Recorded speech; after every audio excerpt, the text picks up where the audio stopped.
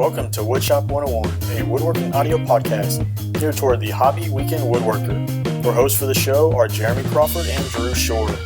Join these two different craftsmen for a lighthearted banter about everything in woodworking, online education, and how they produce content. Topics could include the latest news, tips, tricks, and designs, to include furniture, crafts, and shop projects. Welcome to episode number 10. Today we'll talk about how we price your products and good items that can be batched out for craft shows or handmade events. This show is sponsored by Patreon. Visit www.patreon.com/woodshop101 to become a patron and support the show. Also, for those of you that are active patrons, your rewards will be coming very soon. I would like to remind you, if you listen to the show on iTunes, to please give us a 5-star rating. It helps us reach a greater audience. I want to say thank you to Sneaky Saint, Radwork 10 TN, and Juice 3250 for their iTunes ratings. Yeah, I think that Radwork is like Radwork, Tennessee, possible. I don't know, but maybe something like that. Maybe.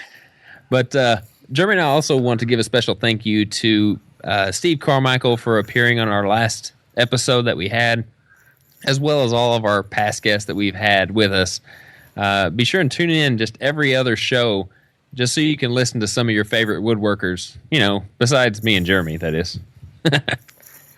Man, episode number 10. So this would be the 5th month that we're doing this. And like you said earlier, this is flying by. Feels like we just started it. I know. You asked that question just like right before we got on air, and I was just like, dang, 5th month.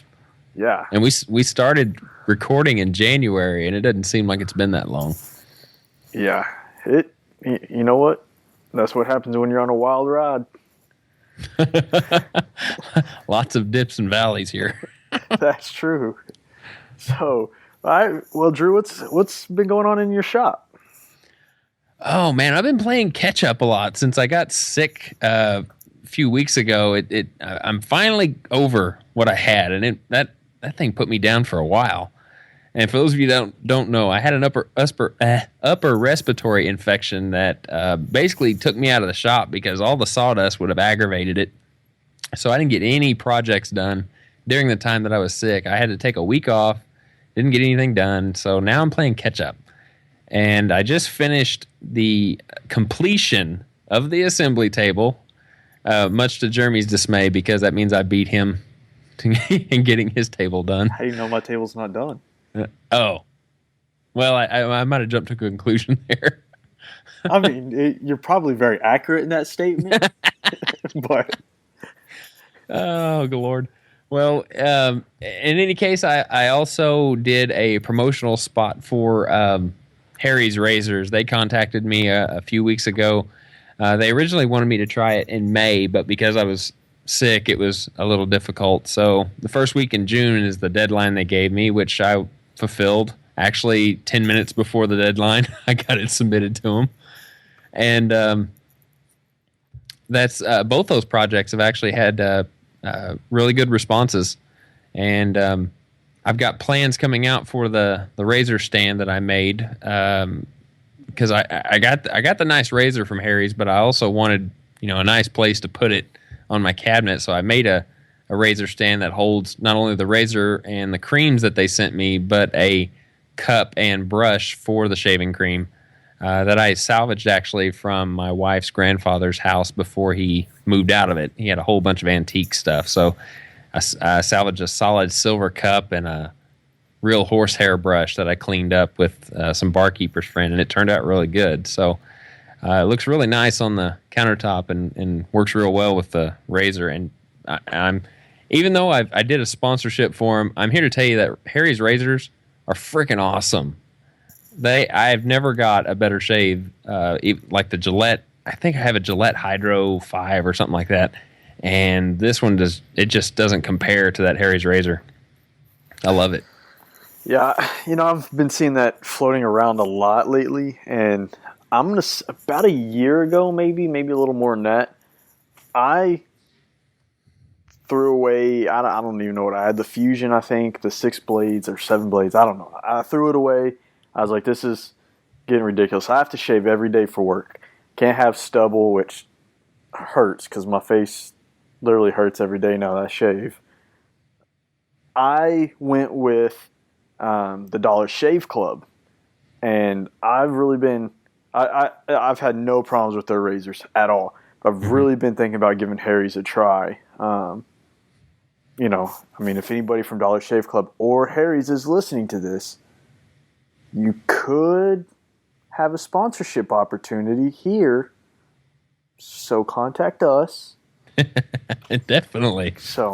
But yeah, I've really been thinking about giving Harry's a try. I have no complaints with Dollar Shave Club, and at $6 a month, and I get 4 razors every month. But I also want to see what else is out there, and anything that can help my face not hurt near as much is definitely good in my book. But I got tired of spending, I don't know, what was it, $25 or $30 for 4 razors. Yeah, and it's a hassle because you got to drive to the store just to get them too. Oh yeah, and then you got to get, most of the time, most stores have them behind the locked cabinet, so you got to have like somebody come unlock it, or you got to carry like the little tag up to the front, and then they got to go find the razors. It's excuse me. There's few items I don't understand why are under lock and key. Well, you can make drugs with razor blades. Yeah. Well, what's their excuse for like condoms? Why are those behind lock and key? Oh yeah, true. So, I don't know. I don't get it, but yeah, I've really been thinking about giving Harry's a try lately. So we'll have to see. Yeah, in addition to the question you asked about what's going on in the shop, one of my big things that I want to do this probably week is do a Father's Day video with my daughter. I'm probably going to help make something for her, like a butterfly house. My wife actually found a butterfly house on Pinterest, and it looked fairly simple to do for any entry woodworker that they can do with their son or daughter. And we're probably going to paint it up and let her detail it how she wants. Might make some stickers on my silhouette to put on it. But I'm kind of looking forward to that. Yeah, I don't know, maybe 2 years ago. Yeah, probably about 2 years ago. I bought my son, actually it was 2 Christmases ago, I bought my son one of those little build and grow sets from Lowe's, so he could build it with his grandfather when he came to town to visit, and he had a blast building it. In fact, I actually videoed part of it, and if I can find the video, I'll put it in the show notes. And he had a blast. He loves going out in my shop every chance he gets, and just banging away on some nails. Unfortunately, as much as I would love to get him in the shop and do a Father's Day gift with him, or just let him build something for his grandfather or something, he is actually gone for the summer. He is with his grandparents and his aunt and uncles for the summer. He's been gone about 4 days now, and I miss the crap out of him. I mean, I love that kid to death, and I love my daughter to death, but man, a 4-year-old little boy that just loves to wrestle, I didn't realize I'd miss it so much until he's gone, and now I'm like, I don't know what to do at night. He wants to wrestle every night and play baseball or soccer or something, and now that he's not here, I find myself quite bored this week. That's sad, because most of the time when they're there, parents are thinking, if you weren't here having me wrestle with you or play ball with you, I could get a lot of stuff done. And then when they're gone, you can't think of anything to do. Yeah, I got a little bit of shop time in yesterday to finish up the last plaque I had to make. And other than that, let's see, the night before last, I painted my daughter's toenails. That's a good daddy. I learned how to put her hair in a ponytail.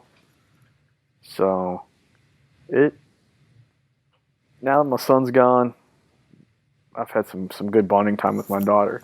And in fact, everybody that hears that I painted her nails are pretty shocked. Yeah. Wait till you learn how to French braid it hair. Hers is not quite that long yet. She got just enough hair to throw up in the little ponytail that sticks straight up in the middle of her head. So, and then as I'm doing it, she looks at me like, "What are you doing to me?" Yeah. You're gonna humiliate me. Yeah. So that's pretty much what's been going on in my neck of the woods this week. Like I was telling you earlier, I haven't had a lot of shop time. I haven't had a lot of time to do anything lately. With the last week of school last week, and then trying to get my son packed and do summer clothes shopping for him and get him to his grandparents. I just have not had a lot of time to get out there. So you're saying it's safe to say that the table is still untouched? Yeah, it's still untouched. It is definitely still untouched. I am making progress to get towards it. I had to get that last plaque out of the shop. You got that done though, which is done, and that's out. And the pin display box that I was building for commission, it has yet to been delivered. But it's finished? No, it's not. Oh. But it's within 10 minutes of it being finished.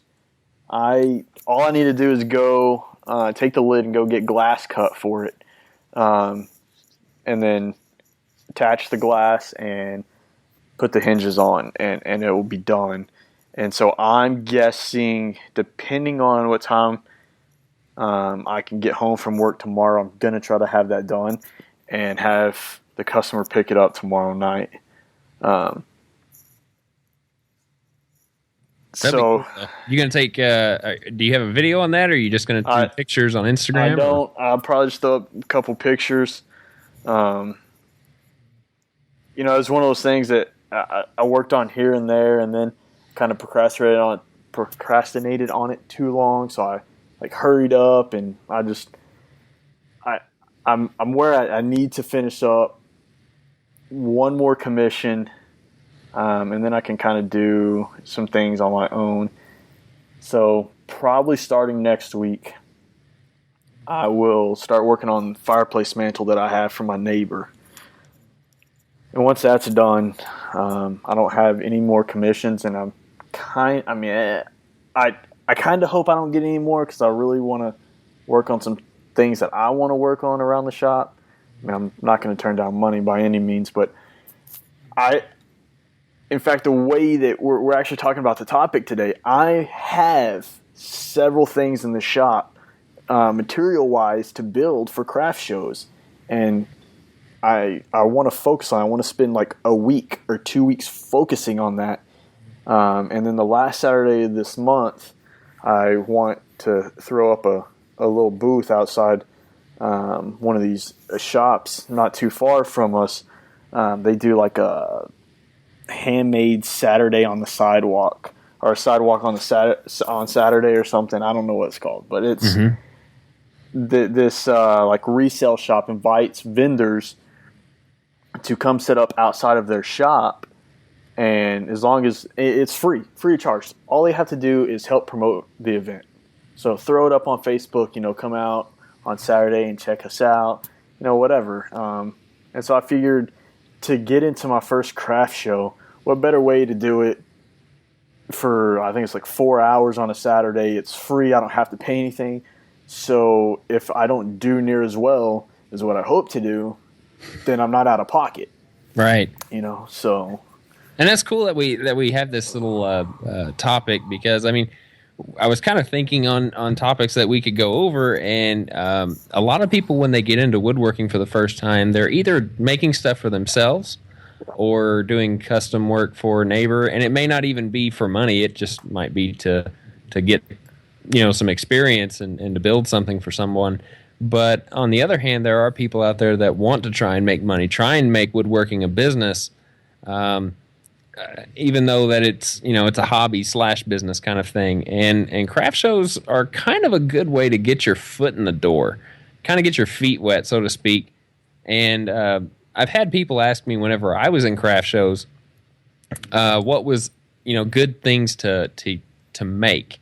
What would sell better than other items? And I kind of had a wide variety of items myself. Have you done any craft shows, Jeremy? I haven't actually done a craft show. I have been to a lot and done my research, and I know, at least in my market, what will sell and what won't sell very well. So what have you noticed? You said you've done research, so I mean, you've been to these craft shows. So kind of help enlighten our viewers what you have seen that you think sells better than other vendors might have. Right off the bat, I know the one thing that if I walk past a booth that has woodworking items, you're going to see at least one of two things. You're going to see some kind of cutting board. And as many of those that are out there, they're always a good item to sell. Depending on your price point, everybody uses a cutting board. Mm-hmm. And there are many different ways to make them, too. Exactly. Many different designs. And the other item you'll most always see is some kind of cross. Walls in houses have just become so popular over the last 7 or 8 years that you can just find tons and tons of them out there. So those are two good items to look into. I initially started making crosses when in fact, my very first Etsy listing was a cross. And it all started because I built my wife one using some pine plywood and I think like a 2x12 and then some tile that I had used in our very first house that we bought. The tile that I made the backsplash out of, I made all that into a cross, and from there it just kind of spawned. People were, oh, hey, I want something like that. I want this and that. And I wouldn't ever give anybody exactly that, even though I still have a lot of that tile left over, and I still have it. But I wanted my wife to have the only one because that was from our house. And since then, I've kind of backed off. In fact, the last cross I've made, I still have. It's like a 2 foot or 2.5 foot by 4 foot tall cross, and it's got a hand carved breast cancer ribbon on it, and like a pink and white distressed finish with glass tile on the back. And I still have it. I haven't sold it, and the reason why it hasn't been sold is I am asking a higher amount for it. I'm asking $200 for it, which a lot of people won't necessarily buy off the internet because they're going to worry about shipping it. And then, locally, like if you post on Facebook, like your Facebook groups that are your local sell and swaps, a lot of people aren't looking to buy higher priced items like that. And I'm not willing to budge on that price at all because all that money will be donated to either the Breast Cancer Foundation or it will go to the current Woodworkers Fighting Cancer charity event. So I'm hoping when I get into my first handmade show, like I said, probably at the end of the month, that will sell. And I'm actually going to put a sign that says 100% of the profits will go to, to benefit a charity, a cancer charity. And that's probably been 2 years since I have made that. And it's been in my living room, so it's kind of hard to part with because my wife really likes it. But it's one of those things that I'm not willing to budge on. It'll sell when it sells. If not, it's a good decoration for my house. But when you get into handmade shows, we're talking about like you need to be able to batch things out. Exactly. And crosses, unless they look the same, are hard to batch out. And once you make a whole bunch that look the same, they're going to sell a little less because they're not unique from all the other ones you're selling. And people are looking for unique crosses to put on their wall, especially since there's so many out there. Mm-hmm. So I've kind of got away from that.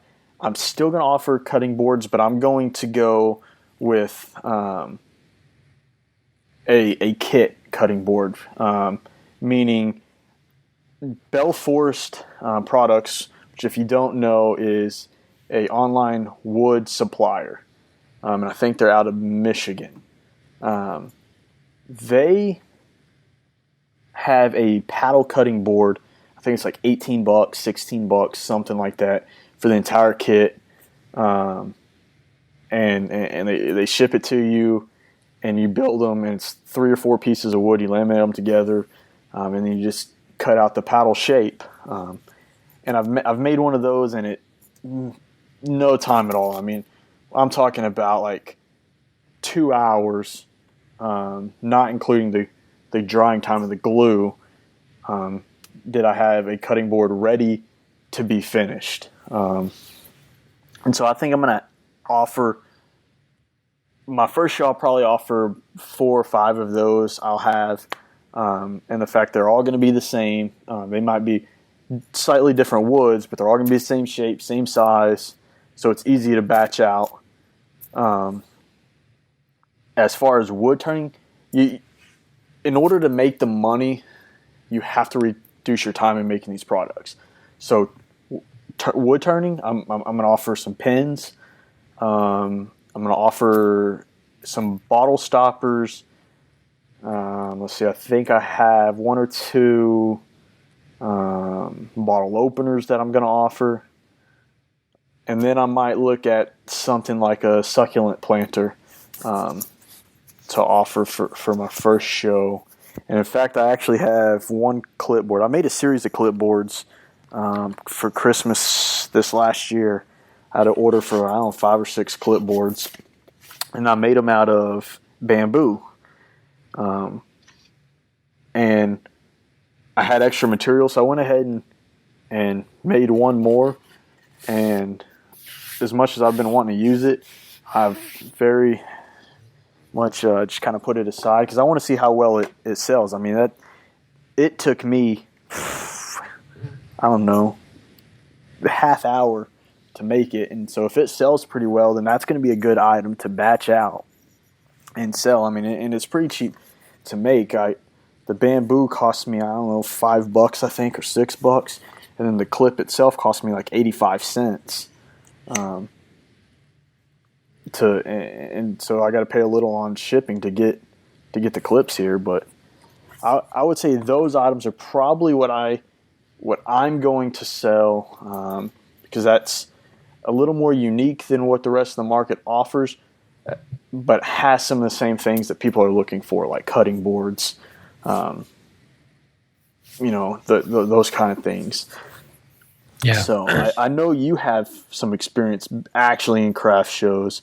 What are some items that you sold really well, or maybe what are some items that you thought would sell and didn't necessarily sell very well? Well, that's the thing. I mean, about craft shows, that sometimes it's hit or miss.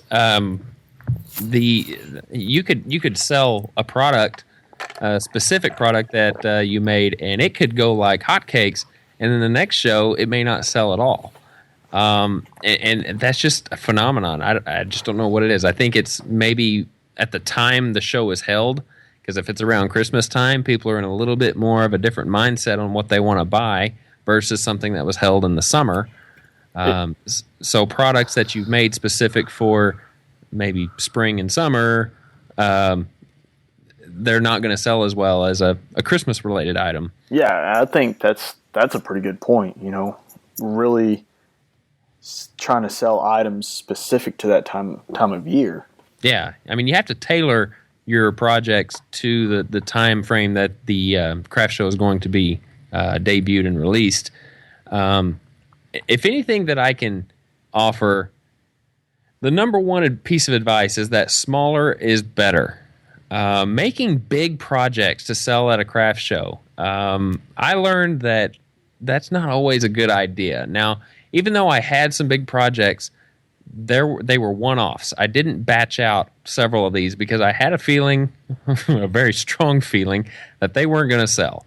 And I was right. I mean, nobody's going to want to go to a craft show with a whole bunch of people and buy a huge piece of furniture that they're going to have to cart home. Most people buy smaller items. They want to spend a minimal amount of money in each booth because they've got so many booths to go to. So some of the things that I made, I actually found inspiration through Country Sampler at the time. And they had several small projects like nesting stools. I made a few of those, painted them different colors. Each stool, I think, ranged from $5 on up to $8. And I had a set of 3, or you could buy each stool individual. Like the crosses you were talking about, I never really got into those. But if you decide to want to make something like that and you want to batch them out, even though they're not going to be individual one-offs, there are ways to change it with different color stains, different color paints. So, I mean, they will look the same in appearance as far as the physical aspect of it, but the colors may vary. And that's one thing that you can change. The cutting boards, I never really made any of those simply because I didn't really have the right tools at the time. I was very limited in tools whenever I started craft shows, so I was making things that were fairly simple, such as stools, boxes, things of that nature. I think I even had some 4x4 pumpkins. I just cut pieces of 4x4 cedar, painted them orange, cut some little 1/4-inch pieces of plywood, painted them black, and then I glued them onto the 4x4 and made some little pumpkins. The thing that I also learned is that people love their pets. They will spend, it seems like, an unnecessary amount of money on their pets. And the project that I love the most and was a huge hit, I made 6 of them, were 4-poster dog beds. And they were all made out of cedar, and they held a huge pillow dog bed. And it looked like a day bed the way I made it. And like I said, I made 6 of them, and I sold out within 4 hours of opening. And I had it all set up real cute in the front of my booth. Even had a little stuffed animal dog sitting in it with some of my brochures. And before the craft show was over, I didn't have a place to put my stuffed dog anymore. So, and I think the next show that I had those in, it was closer to Thanksgiving time. I didn't sell a one. So it was just kind of strange. It's just hit or miss. So just don't get discouraged whenever you think you found yourself a winner, and then the next show it doesn't sell at all. You just kind of have to keep plugging away. Yeah, and I think, like you said, you had some items that were one-off, and I will have some items that are one-off. For example, like that cross, that will be a one-off item. I probably won't make another one, and it will go to each show with me until it sells. And then I will probably take a piece of furniture too that I have, like that sofa table. That will, without a doubt, it will be finished, ready to go to this handmade event at the end of the month. And I might price it, I don't know, maybe around $125 or $150, and see what I get for it. And when that sells, I won't make another one of those to take. I will, make something else, another piece of furniture that I've wanted to make, or pizza pill or something that is not very easily batched out, but that I can price at a little higher price point, and if it sells, it sells. If not, it'll just keep floating around until it does.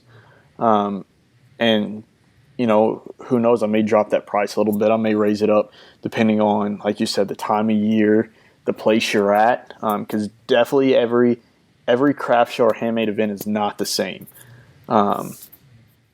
Your clientele is always going to change. Yeah, and it really depends.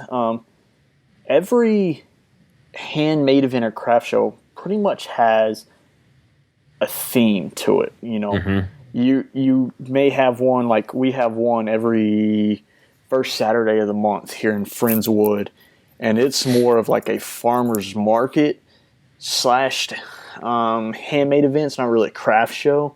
Yeah, and we got one so of those too. really like kitchen items, cutting boards, bottle stoppers,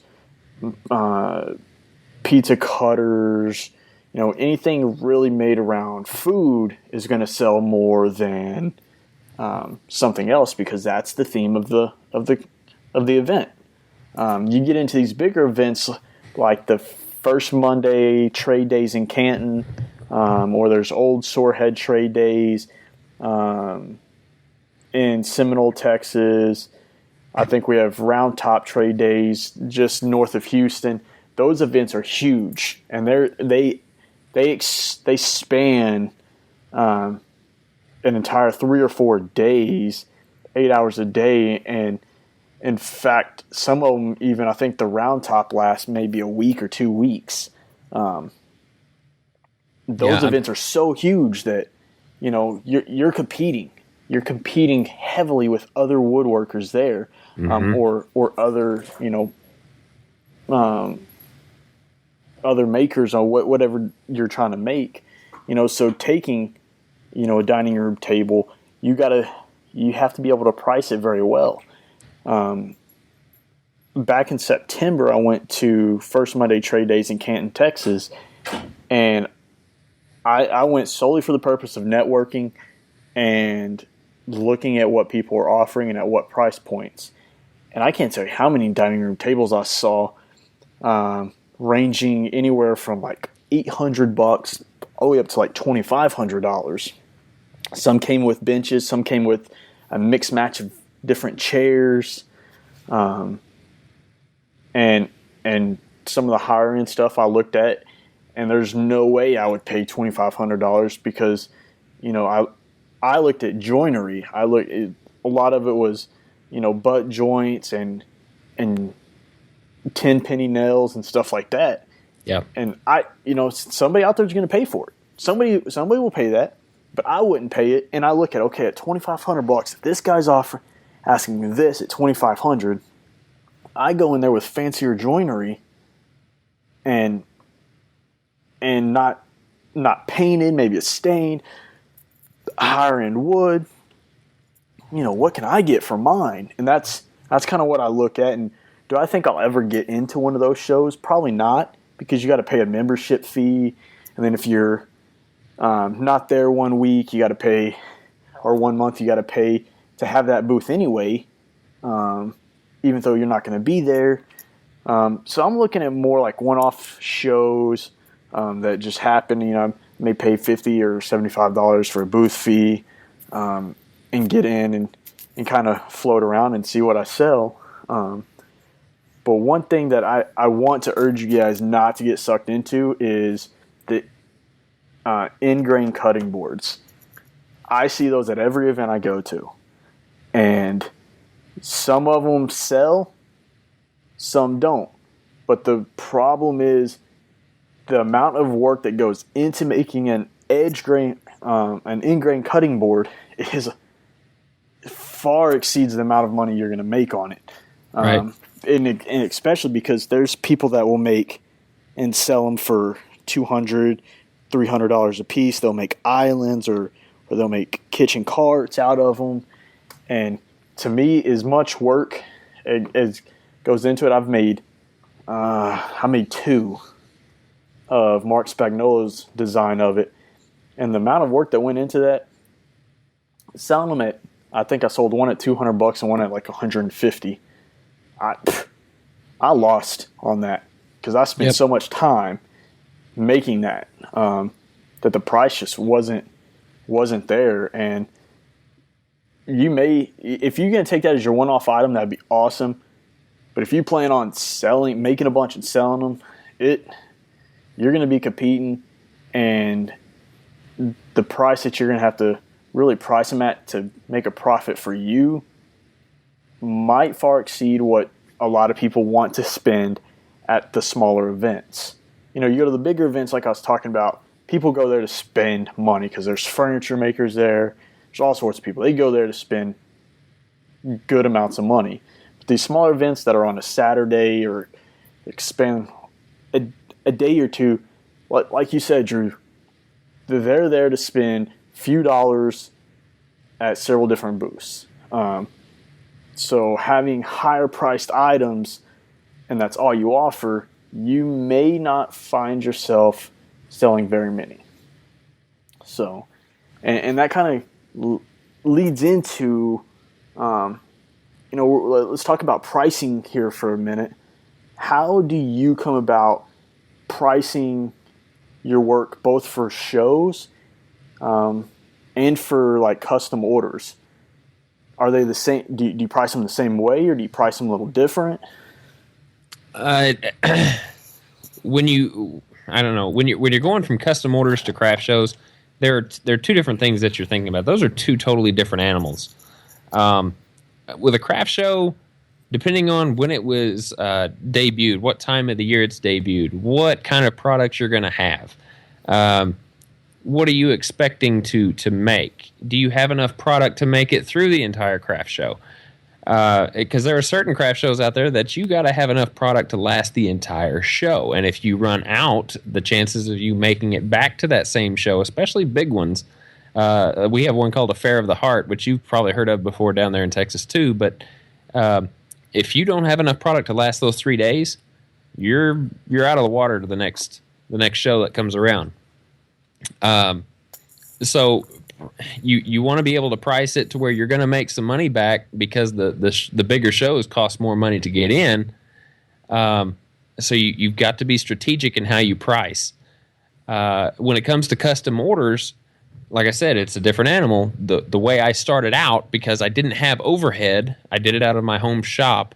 So the only overhead I had was just wear and tear on my tools, which I really don't take into consideration unless it's like my saw blades, if I want to replace saw blades, or my sander burns out, something like that. So custom orders, I start with, how much material am I going to use? How much is that material going to cost me? Whatever that total is, then I take that amount and I duplicate it for my labor. So if the material cost was $200, then my labor cost is going to be $200, and then I might or might not tack on a little bit more for things like glue, delivery, any insignificant things that might not be part of the project, but something to get it finished.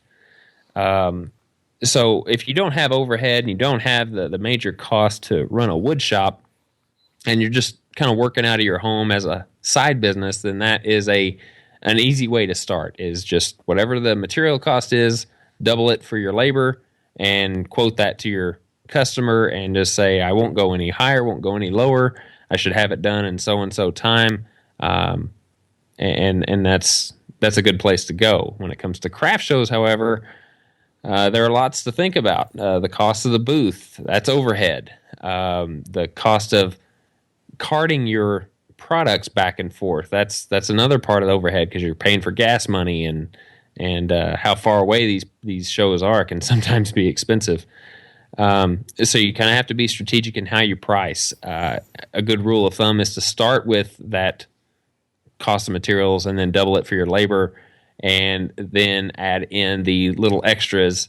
You'll have to make small percentages of extras for all the product that you have in your show, but that will help recoup the cost for your booth rent and just your time and energy focused into that craft show. I mean, if you're wanting to make money at this and trying to turn it into a full-time job, those are items that you really need to think about. And at the time that I was doing it, it was just a side job to me. I mean, I took the weekends and made the best of it, but I was only working like 3 or 4 days a week, so I had plenty of time to batch out a whole bunch of stuff, and I filled up an entire bedroom with product that I could take with me to the next craft show that I had. So my products weren't priced expensively.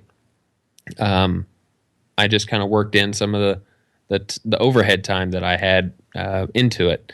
So whenever you're making product, you want to make something that is not necessarily so easy that it's just butt jointed together and will fall apart in a year, but you also want to make it fast enough that you're not spending a whole lot of labor hours, kind of like an in-grain cutting board. So yeah, it's good to have one-off products, but it's also good to have a lot of batched out products. So that's how I do it, is basically start with the material costs and labor just being doubled, and then just kind of go from there. Yeah. I have two very different pricing models for custom, and then something completely different for something I'm going to try to sell at a handmade or craft show. My custom work, because I know myself, and I know how fast I work, and I generally know about how long each task will take me, I do price of materials retail. Because I am a frequent flyer to some of my different dealers, I generally get a little lower price, or a price break or a discount. That is factored in to my overhead. I generally don't pass that on to my customer. So I give retail price of materials plus 10%, and that plus 10% is for consumables: your glue, your paper towels, your foam brushes, all those things that you won't necessarily use completely on one project, but you may use a bottle of glue on 10 projects. Well, that 10% helps cover those things. Mm-hmm. So we have material at retail price. We have plus 10% of that for consumables. And then I do a per hour rate for my labor. Right now, because I don't have to rely on this full time, and I have a full-time job, I charge $25 an hour. If it's a repeat customer, which I have a few that come to me all the time and are getting something, I give them a break and I go at $15 an hour, which is not very much. But over the course of 25 or 30 hours it takes on a project, that adds up. And I'm comfortable charging that. For one, like I said, I don't have to rely on it being my sole income. And I know those customers are going to keep coming back to me. If the first project or two from a customer, it is always going to be charged at the higher rate. Just for the fact that I don't want to undervalue myself, and I'm not sure they'll be a repeat customer. When they come back, I'm not undervaluing. I am now not concerned with undervaluing myself. I am showing them that being a repeat customer earns you some kind of reward, meaning I will give you a discount because I know you're going to come again and again and again. So that's pretty much how I do my custom jobs. Like I said, any discount that I get is only because I frequently fly those places. So I factor that in as part of my profit. And then I obviously add sales tax. I do sales tax exempt on everything I buy. So therefore, when I give you a price, that's the price of the materials, and plus that 10%. That doesn't include taxes, because I'm not going to pay taxes on those. So I'm not going to charge you the tax that I would have spent on that on top of taxing you again. Mm-hmm. So I do sales tax exempt on those items, and then I just tax you on top of the entire order, because that's what the state of Texas requires me to do. I don't want to have to pay tax to Home Depot, Lowe's, Clark's Hardwood, Woodcraft, Rockler, all those guys, and then pay taxes on the income I made from you, because then it's just taking it out of my pocket, because I paid my taxes to somebody else, and then I have to pay a tax on the profit I made. That's just a luxury Texas gives me as a small business owner, as I can be tax exempt on materials and items that I'm going to sell for a profit, as long as I charge tax on those. So just be careful with taxes, because even at a handcraft event, you will have to pay taxes. Yep. That is, you have to have a sales tax permit in order to be accepted to any reputable event, and you need to know to factor that into your price, or let them know up front this is $25 plus tax.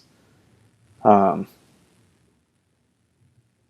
the pure fact that you don't want to end up spending a quarter of your profit at the end paying taxes when you didn't price for that. So now you're not making near what you are. And you really don't want to be learning this the hard way. Exactly. And then so as far as my craft shows, or even my smaller items that, pens, bottle stoppers like that, things I sell, that those, if it's not a custom order, if I just make it and I carry around a little pen portfolio with me and somebody wants to buy a pen, that's not custom, and so I kind of price it at a different price point. And this is how I'm going to price items for craft shows is I look at what I paid for materials. And then I say, okay, I paid $5 or $10 for materials for this one pen. And let's say I think this pen will sell for around $35. That's what I'm going to price it at. And I'm going to do that plus tax. I'm not going to include tax into the price. So it'll be $35 plus whatever the tax is, $2 or $3, whatever. And if it doesn't sell for that, the next event I might say, okay, I'm going to charge $30 for it. But I always am keeping that cost in the back of my head of what I paid for it. And I don't look at each individual item to cover my cost to enter the event, or all the other little things that go into it. Because when you price your item, you got to think about you're selling that item. You should offer some kind of packaging, so some kind of paper sack or plastic sack or something for them to carry that item away with. So whatever that's going to cost you, you need to add that cost up. Your initial investment, you're going to need to, most of the time, buy or rent some tables, chairs, a tent, and then you're going to need to get a sign, right? If most events now require you to have some kind of sign.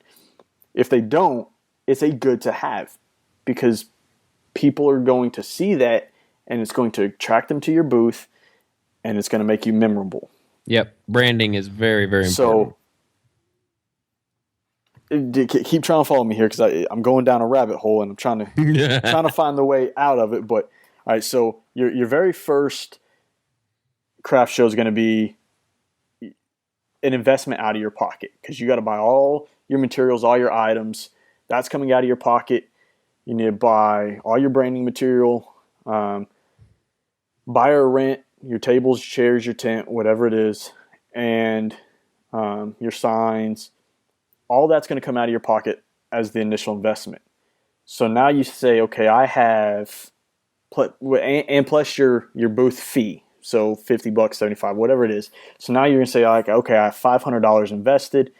I have to make, by the end of this show, at least $500 to break even. So then that's what I look at. I price my items. I say, okay, I have 200 items. Now let me go through and I add them up. I say, okay, here's these 200 items. They're all going to be priced at these points. Does that meet my minimum amount to break even? If it does, awesome. If it does not, then I'm either going to look somewhere where I can shave some of those costs, or I'm going to raise the price of those events. And it may, your first event, you may not make any money. You actually may go in the hole a little bit. And I don't want to discourage you, and I don't want to say that's a good thing, and I don't want to say that's a bad thing. But it is, in my idea, it is very understandable, because I know as long as I go to another one, I will eventually make that money back. Yep, and that happened with me. And it's something you have to stick out with. So my custom items, I break down very deliberately. On my invoices, I put materials for this item will cost this much. Labor is $15 or $25 at this amount of hours. Tax is this amount. So they know it's itemized, it's broken down, exactly what they're paying for and where their money's going. So when they come back, they don't say, okay, it's $2,500. What am I actually paying for? And I'm like, okay, well, then I got to break it down. Now they know, oh, well, the material is going to cost them this much money. Okay, this is how much I'm paying him to actually complete this task. And this is how much I'm going to have to pay in taxes. My other craft shows, it's just, the 30 cents I paid for this bag and the $10 I paid for the pen kit. Okay, now I know that's $10.30. I'm going to price it at a price point I believe it can sell at. And if they sell really fast, the next show I'm going to ask $40 for them and see if they go. If not, so your price will probably never stay the same. Again, like we talked about earlier, it depends on your show, depends on the type of year. Because different products are going to sell faster. At Christmas time, you can kind of fluctuate your prices up a little bit because people are there to spend money for Christmas. Yep, and never underestimate sales. I mean, you can mark your product down to entice more people to buy the product, and you'll still be making money because you're always keeping that price point in the back of your head of how much it costs to make that product. So you're always thinking of ways to bring people into the booth while still making money at the same time. The one thing you never want to do is sell an item or price an item. That's two different things. You never want to price the item initially for less than your investment into it. Mm-hmm. So I don't want to price a pen for $5 if it costs me $10.30 to get the material for that pen plus the bag that I'm going to put the pen in to hand to the customer. You never want to price it initially after that. Now, if like say I take, the cross isn't a good example. I take this sofa table and I price it $150.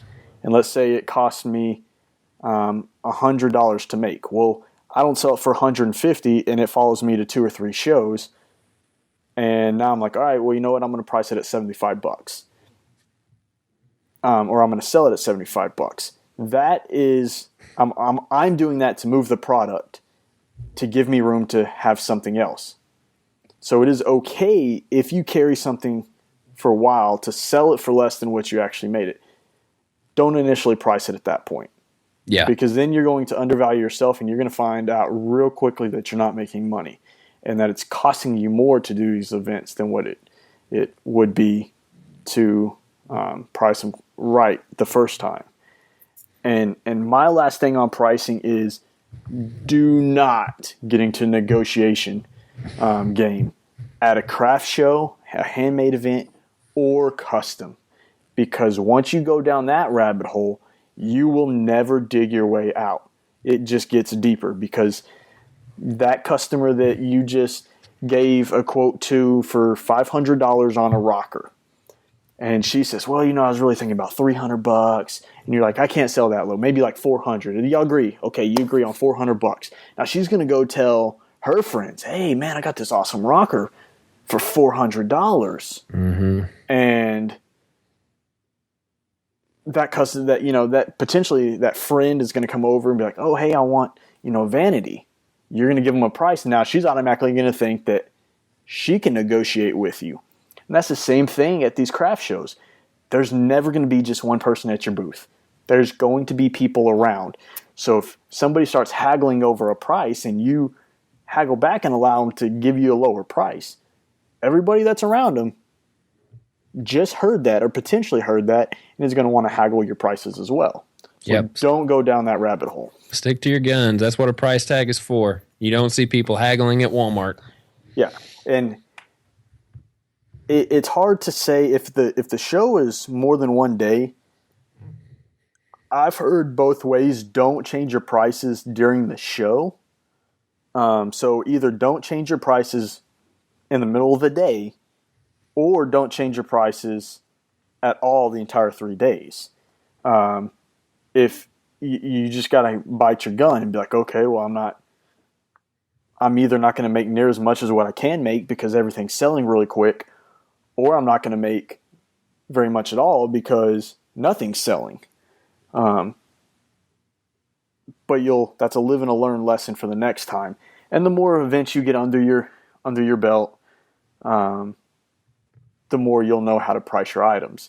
Right. And the biggest thing is do your research. Like, I haven't done a handmade event, but I go to one probably at least once a month.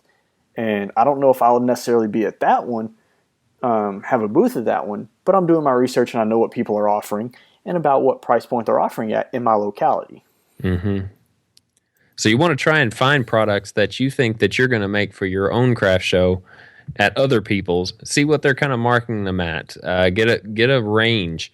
Granted, you're not going to see the same product everywhere, but for very common things like cutting boards, if that's something you decide to make, just look at their prices, see what they're selling for, get a range of prices, and then kind of put yourself in that range.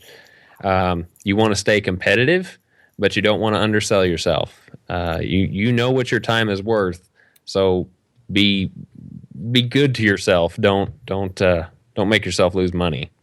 And as you can see, I mean, Jeremy and I have two totally different methods when it comes. I mean, Jeremy's done his homework. When I started craft shows, I didn't do that much homework. I knew how I was kind of doing my custom work, and I was kind of applying it to the craft show and adding a little bit more for the consumables or overhead for the cost of the craft show. Some people do it that way. Some people don't. These people that do it for a living definitely don't. They know where all their money's going and how much they're bringing in. So now that you've heard the two aspects of how we price our work, what we would make for our craft shows, we want to hear from you guys. If you are very active in craft shows, what are your methods for pricing your work? What are your methods for building certain products? We want to hear your opinions on this so you can help other people that may be listening to this show that want to know the same thing. Because two people's opinions really don't hold a lot of water. So the more opinions that we get, the better off our viewers and listeners rather will be. Jeremy, you have anything to add to that, man? No, I don't. This is we could probably talk another several hours on this topic just because it's huge. Yeah, I mean, there's so many different ways to do it and so many different things to talk about. I mean, especially when it's things to what you're going to make and how to make them. And, so if you definitely want to know more information or hear more on what we have, shoot us an email, send us kickback through Facebook, any of the number outlets, and we'll get some more information. If we got to do a follow-up show another time to put out more information, that's awesome too. I mean, I know we're running long here. We've probably had your ear about an hour. and this is kind of just, it's really going to lead more into the topic on the next show. We're looking at doing another topic on business and our business versus hobby. So we're hoping to, over the course of the next few shows, just give you more of a broad glimpse on, do you want to do this for hobby or do you want to do this for business, and help you make that decision along the way. So, and we may, after these shows, decide to do a Q&A episode. I mean, I would be stoked with that if people would send us some questions, and it doesn't have to be all on the same topic. It could be just like a rapid fire kind of show. But I'm sure that there are going to be some questions about this, because there's going to be a lot of beginning woodworkers that are going to want to try and get out of the hobby into the money making part of it. So we're open to anything that you guys can throw at us. I mean, generally that's the only way you can justify to your spouse to get more tools is I'm making money somehow. That's right. I mean, I can't just keep going out and buying tools and not bringing in any kind of profit on it, because then she's just, you're losing money. It's sitting out there. It's wasted. Blah blah blah. So, hey, I did want to tell you, Drew, though, that you will be extremely happy. I bought a Freud table saw blade. It will be here this week. Nice. When I say this week, if it's not here tomorrow, it'll be here next week. But I went ahead. I bought a new zero clearance insert. I bought a new table saw blade. And in fact, I told you that as much painful OCD as it is, I ordered a few Freud router bits as well to give them a shot. So all that will be here this week. And again, I have to justify that somehow. So I got to go sell some items. Yep. Meaning that sofa tables got to get done. Yep. I enjoy the finishing process of things, but for some reason, I'm just not looking forward to finishing that table. I don't know why. I just don't. So. Well, I'm glad to hear it. That's awesome. You have to keep me posted on how that turns out. Oh, I will. Well, guys, I've had a blast with this show. This has been very, very cool to talk about. I kind of helps me relive the old days of when I first started woodworking. So we want to thank you for listening. I've like I said, I had a great time. I know Jeremy has too. We hope you can join us for our next show, because this is something we're going to dive into a little bit deeper with a special guest. So you're going to have to tune in to find out who that guest is, because they're going to have some really good insight on turning a hobby into a business and making a living off of it. If you like the show and you want to hear more, you can find us on iTunes, YouTube, as well as the website of woodshop101podcast.com/listen. And don't forget to subscribe. It helps get us to the public eye a little bit more. And with each viewer that we get, the chances for sponsorship go up. So help us out a little bit, and it'll go a long way. Also, like I said, if you have a question and you want to fire us something, you can send us by email to woodshop101podcast@gmail.com. You can leave a voicemail through Skype by searching the Woodshop 101 podcast and just leave us a question there. And if it's a question that we can answer on air, we will do so and get a kick out of hearing your question. We post new episodes just about every 2 weeks, so we hope to hear from you very soon. So from Jeremy and myself, we wish you well, and please remember to be safe in your shops. So guys, we will see you next time. And Jeremy, do you want to join me on this? Oh, yeah. All right, 1, 2, 3. Boom!